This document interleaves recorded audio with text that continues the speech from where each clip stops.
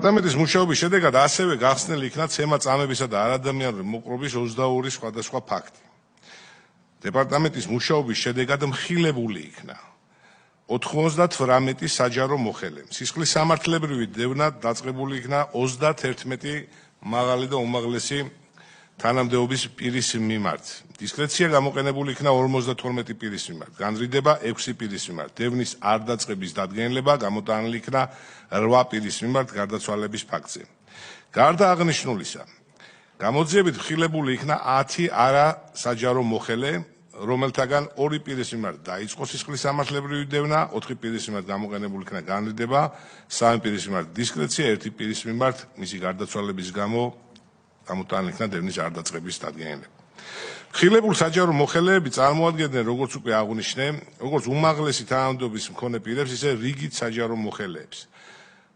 გაცხადებული სახელმწიფო სისხლის სამართლის პოლიტიკის თანახმად და ამ დეპარტამენტის შექმნისთანავე დაანონსდა, რომ მათ ისინი ვინც ითანამშრომლებდა გამოძიებასთან, ხელს შეუწყობდა აანაზღაურებდა ზიანს, ნებაყოფლობით, ასევე დაეხმარებოდა გამოძიება სხვა რთული და მრავალეპიზოდიანი საქმეების გახსნაში და გამოძიებაში, მათ მიმართ გამოყენებული იქნებოდა საპროცესო კანონმდებლობით გათვალისწინებული შეღავათები.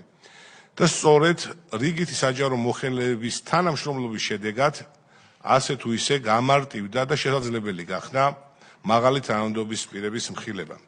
თვალსაჩინოებისთვის რომ წარმოგიდგინოთ, დეპარტამენტის მუშაობის შედეგად მაგალითად ყოფილი გენერალური პროკურორი ზურაბ ადეიშვილი 3 სხვადასხვა სისხლის სამართლის საქმეზე იქნა პასუხისგებაში მიცემული და დღეის მდგომარეობით 3 საქმეზე დამდგარი არის გამომტყუნებელი განაჩენი.